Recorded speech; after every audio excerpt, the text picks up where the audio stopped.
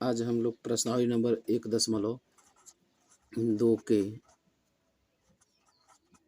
प्रश्नावली नंबर 1.2 के क्वेश्चन को पढ़ेंगे।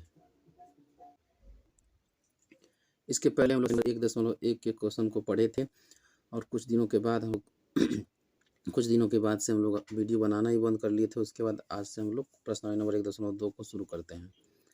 प्रश्नावली नंबर 1.2 में को पढ़ने के लिए हम लोग को एक टॉपिक है जिसका नाम है रिक्त समुच्चय। रिक्त समुच्चय तो हमको ये जानना पड़ता है, जैसा कि आपको पता है कि जो चैप्टर नंबर 1 है वो चैप्टर नंबर 1 में समुच्चय हम लोग पढ़ रहे हैं। और इसके पहले वाली वीडियो हम लोग समुच्चय क्या होता है, समुच्चय किसे कहते हैं, और आज जानते हैं हम लोग ये रिक्त समुच्चय क्या होता है। क्योंकि रिक्त समुच्चय एक समुच्चय का प्रकार है। तो रिक्त समुच्चय क्या चीज़ें हैं उसको समझते हैं। तो एक ऐसा समुच्चय जिस समुच्चय में जो अवयव हो, यानी कि जिसमें एलिमेंट की संख्या 0 हो, उसको रिक्त समुच्चय कहते हैं। यानी 0 होने का मतलब इसमें कोई अवयव नहीं रहो, यानी ये खाली रहेगा, तो इसको एम्प्टी सेट या रिक्त समुच्चय बोला जाता है। तो जो ये ए है इसमें कुछ नहीं लिखा गया है, तो यह एक रिक्त समुच्चय है। इसके अलावा यदि कहीं कोई लिख दे फाई क्या है, तो इसको ही बोलेंगे हम लोग रिक्त समुच्चय है। समुच्चय में हर क्वेश्चन जो भी समुच्चय होता है उसको मझले कोष्ठक के अंदर लिखते हैं। मझले कोष्ठक के अंदर कोई एक अंक बना है तो वो एकल समुच्चय कहलाता है, और कुछ नहीं बना है तो वो रिक्त समुच्चय कहलाता है। तो जो ये है, ये इसको रिक्त समुच्चय को इस तरह से हम लिख सकते हैं, या केवल फाई लिखेंगे, इसका नाम है फाई, तो ऐसे लिख देंगे तो ये रिक्त समुच्चय होगा। तो कभी कल क्वेश्चन पूछा जाता है क्या फाई रिक्त समुच्चय है, तो इस केस में बच्चे ये ध्यान दिए रहते हैं कि फाई रिक्त समुच्चय होता है तो इसको रिक्त समुच्चय बोल देते हैं, जबकि यह एक रिक्त समुच्चय नहीं होगा। यानी कि ये फाई जो है इस तरह से जब है तो रिक्त समुच्चय नहीं है, इसको एकल समुच्चय कहा जाएगा। लेकिन यदि इसी को हम लोग इसके वाले इसे लिख दें, पूछे ये रिक्त समुच्चय है कि नहीं, तो ये रिक्त समुच्चय कहलाएगा। तो रिक्त समुच्चय क्या होता है, एक ऐसा समुच्चय जिस समुच्चय में अवयव की संख्या शून्य होती हो, उस समुच्चय को रिक्त समुच्चय कहते हैं। ये परिभाषा है रिक्त समुच्चय की। यानी कि डिफिनेशन आपको जब लिखना रहेगा रिक्त समुच्चय की, तो लिख सकते हैं एक ऐसा समुच्चय जिस समुच्चय में अवयव की संख्या शून्य हो, उस समुच्चय को रिक्त समुच्चय कहते हैं। और रिक्त समुच्चय को फाई से प्रदर्शित करते हैं। तो ये इस तरह से रिक्त समुच्चय होता है। जैसे कि हम कह दे, यदि किसी लैंग्वेज टाइप क्वेश्चन में कैसे पूछ सकता है कि वो रिक्त समुच्चय है कि नहीं। जैसे हम कहे कि बी से प्रारंभ होने वाले सप्ताह के दिनों का समुच्चय है। तो बी से प्रारंभ होने वाले सप्ताह के दिनों का समुच्चय लिखना है, तो जो सप्ताह के दिन होते हैं वो संडे, फिर मंडे, फिर ट्यूसडे, यानी कि Sunday, Monday, Tuesday, Wednesday, Thursday, Friday और सैटरडे है। इस तरह सप्ताह के 7 दिन है। तो इन 7 दिनों में कोई ऐसा दिन नहीं है जो बी से प्रारंभ है। तो यह जो कथन है, कौन सा कथन है कि बी से प्रारंभ होने वाले सप्ताह के दिनों का समुच्चय, तो यह कथन रिक्त समुच्चय कहलाएगा। क्योंकि ऐसा कोई अवयव नहीं है जो किससे प्रारंभ है, बी से प्रारंभ है, इसलिए यह रिक्त समुच्चय कहलाएगा। इसके अलावा जैसे कि कोई क्वेश्चन कहे, जैसे कि हम लोग चैप्टर का ही पढ़ लेते हैं। प्रश्नावली नंबर 1.2 का पहला क्वेश्चन ही देखते हैं। पहला क्वेश्चन जो दे रहा है उसमें कह रहा है निम्नलिखित में से कौन कौन से रिक्त समुच्चय के उदाहरण है। यानी उसके नीचे 4 क्वेश्चन दिया गया है, उसमें ये बताना है कौन रिक्त समुच्चय है और कौन रिक्त समुच्चय नहीं है। तो जो पहला क्वेश्चन इसका है, लिखा हुआ है 2 से भाज्य विषम प्राकृतिक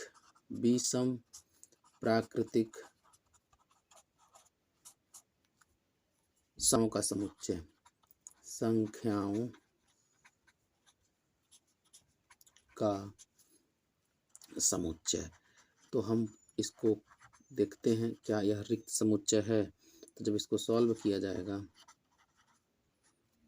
तो लिखा जाएगा हमको देखना क्या 2 से भाज्य विषम संख्या, यानी एक ऐसी संख्या जो विषम हो लेकिन वो 2 से कट रही हो। तो फिर विषम संख्या 1 से स्टार्ट होती है, 1, 3, 5, 7। कोई विषम संख्या 2 से कटती नहीं है, इसलिए यानी कि ऐसा कोई यह एक रिक्त समुच्चय हो सकता है। तो हम लोग जब इसको लिखेंगे कि कैसे इसको हम कॉपी फेयर में कैसे करेंगे, तो लिखा जाएगा ऐसी कोई विषम संख्या नहीं है, ऐसी कोई विषम संख्या नहीं है जो दो से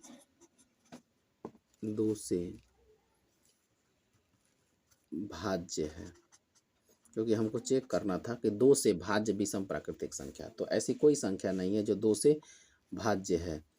इसलिए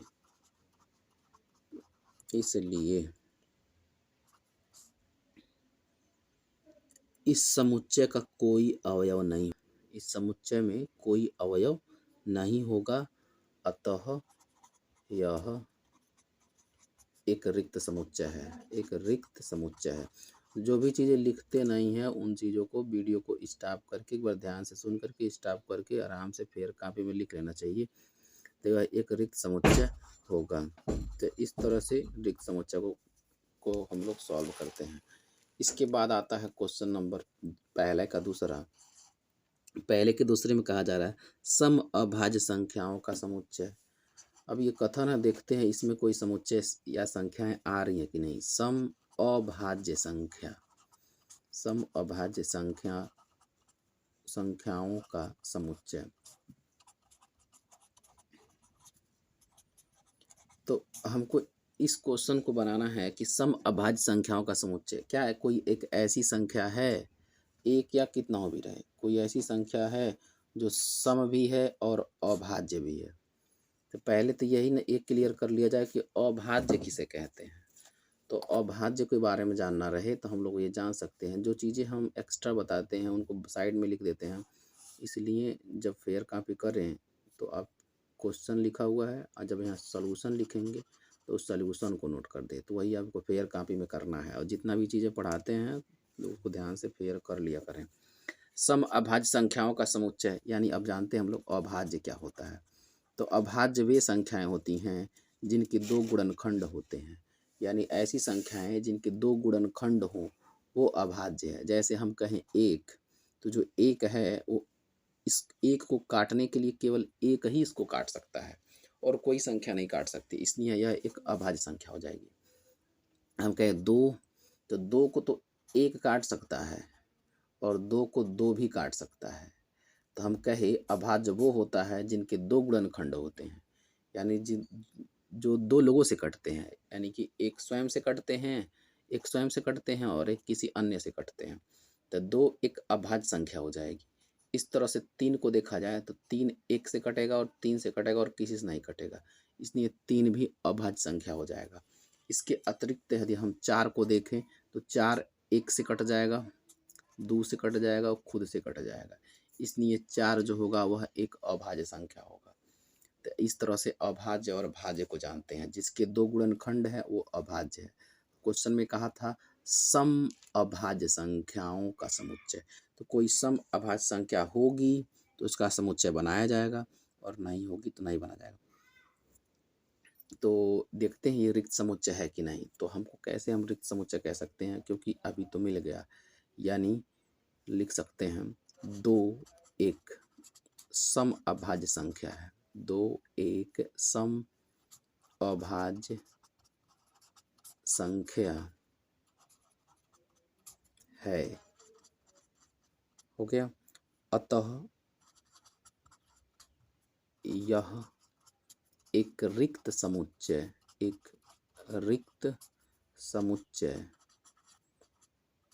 नहीं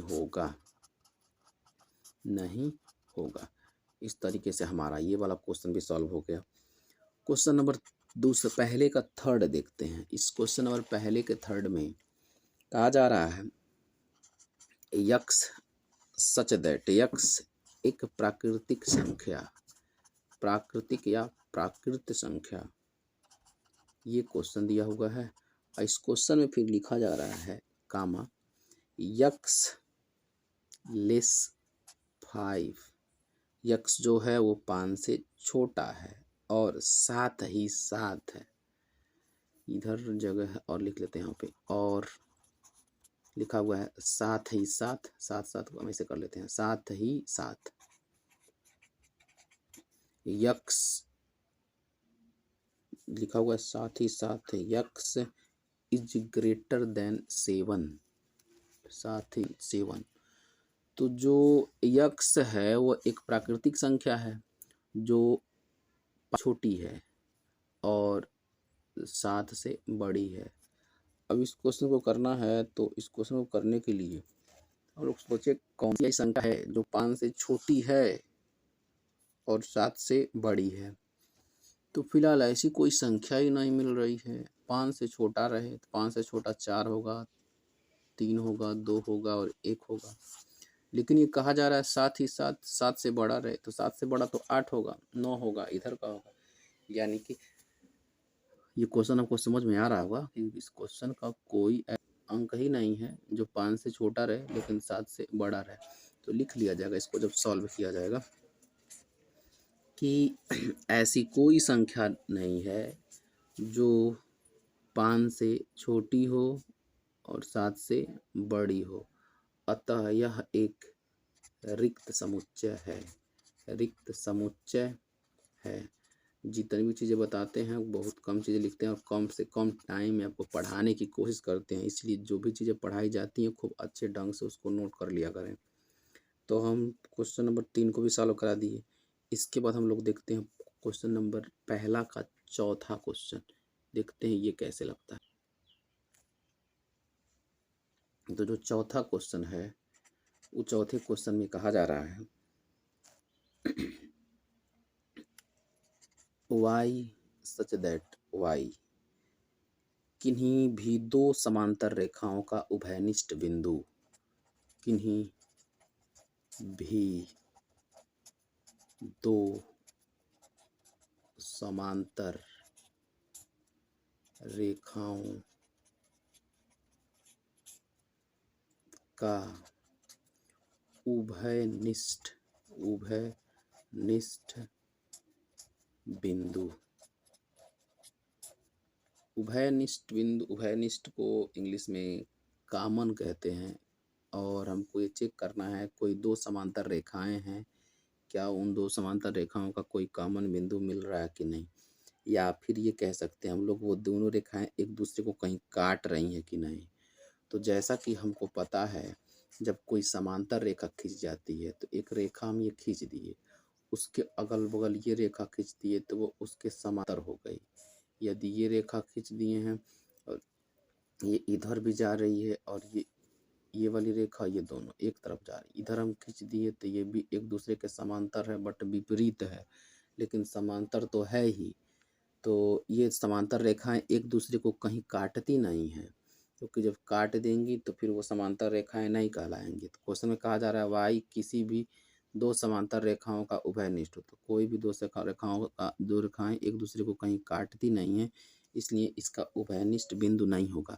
तो ध्यान से हमारी बातों को सुने, नोट करेंगे तो लिखेंगे क्या चीज़, जो सॉल्व करेंगे तो हम लोग लिखेंगे क्योंकि समांतर रेखाएं कभी भी एक दूसरे को काटती नहीं है, क्योंकि समांतर रेखाएं कभी भी एक दूसरे को काटती नहीं है, अतः इनका कोई उभयनिष्ठ बिंदु नहीं है।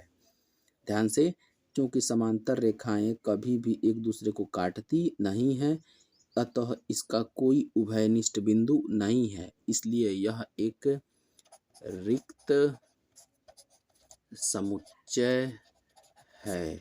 तो जब कॉपी में नोट डाउन किया जाएगा तो ये बनाने की भी ज़रूरत नहीं है, ये बस आपके समझने के लिए केवल वैसे यही क्वेश्चन आया, क्वेश्चन के बाद हम लोग समझ गए हैं यदि, तो उसको अपने लैंग्वेज में या जो भी हम बोल रहे हैं उस तरह से लिख सकते हैं। क्या लिखेंगे, क्योंकि जो समांतर रेखाएं होती हैं उनका कोई उभयनिष्ठ बिंदु नहीं है, अतः यह एक रिक्त समुच्चय है। या फिर कह दीजिए क्योंकि समांतर रेखाएं कभी एक दूसरे को काटती नहीं हैं, इसलिए इसका कोई उभयनिष्ठ बिंदु नहीं होगा, इसीलिए यह एक रिक्त समुच्चय है।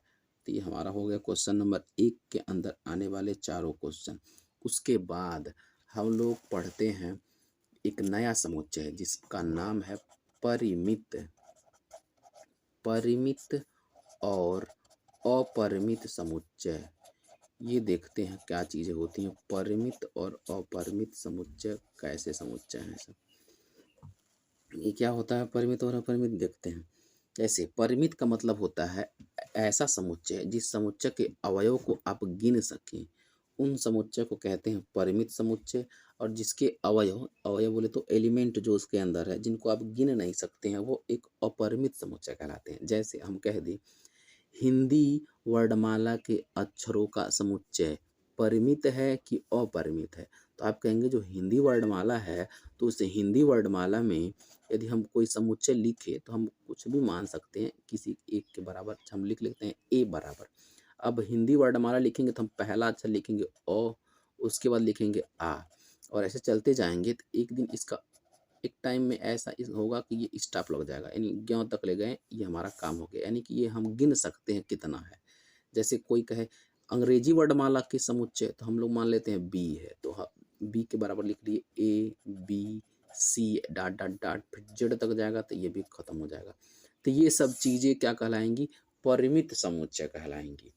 और आप समझ पा रहे होंगे अब बिना बताए ही कि अपरिमित क्या होता है। अपरिमित का मतलब होता है जिनके अवयव को आप काउंट न कर सकें। जैसे हम पूछे कि प्राकृतिक संख्या का समुच्चय, प्राकृत संख्या का समुच्चय।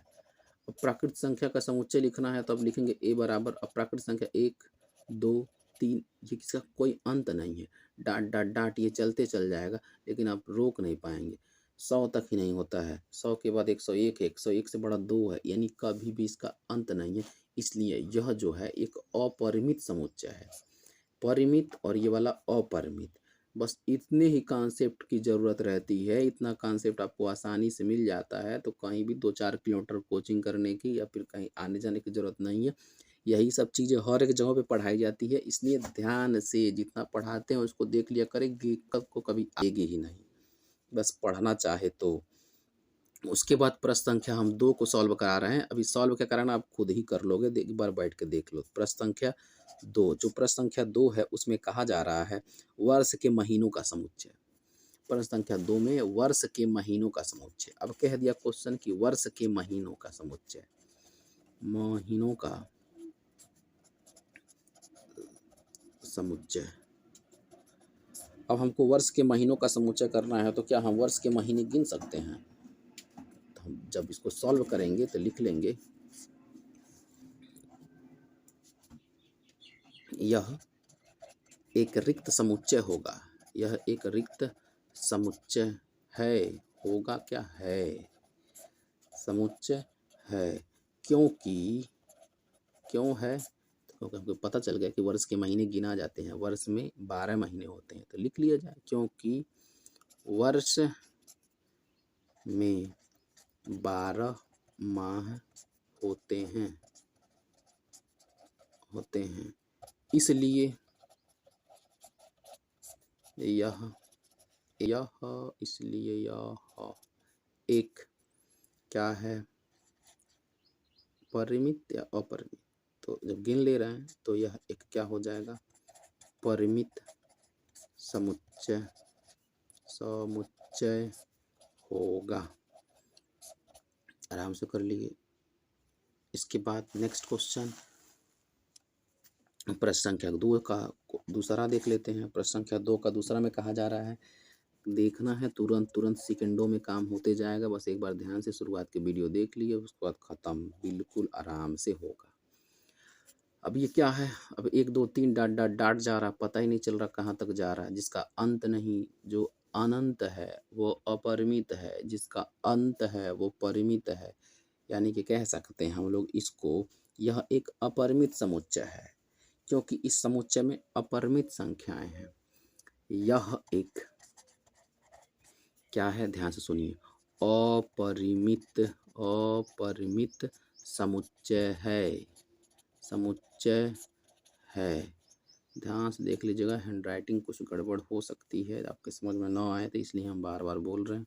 यह एक अपरिमित समुच्चय है। क्यों है, क्योंकि इसमें अपरिमित या कह सकते हैं अनंत क्या हैं जो इसके अंदर रहते हैं उनको बोला जाता है अवयव। अवयव है, यह एक अपरिमित समुच्चय है क्योंकि इसमें अपरिमित अवयव हैं। तो ये हो गया। फिर क्वेश्चन नंबर 2 हुआ, फिर क्वेश्चन नंबर 3 को देखते हैं, 4 को देख लेते हैं, बस खत्म हो जाएगा ये वाला। उसके बाद दे रहा है इसमें, अब 1 से 2 मिनट में, 1 मिनट में इसको दोनों को सॉल्व कर लिया जाएगा। 1 2 3 डाट डाट डाट और फिर 100। अब इसमें पूछा जा रहा है कि ये क्या है, परिमित है कि अपरिमित। हम लोग जान गए 1 से लेकर 100 तक है। जब 1 से 100 तक ले है तो इसको लिख सकते हैं हम, काउंटिंग है इसकी, या इसका अंत हो गया है, अनंत नहीं है, इसलिए इसको कह सकते हैं। यह क्या होगा, इसमें कह देंगे यह एक परिमित समुच्चय है, इसमें 100 अवयव हैं। बस ये हो जाएगा अपना काम। चौथा में कहा जा रहा है 99 से छोटे अभाज्य पूर्णांक नहीं, 100 से बड़े कह रहा है, 100 से बड़े, 100 से बड़े धन पूर्णांक का समुच्चय।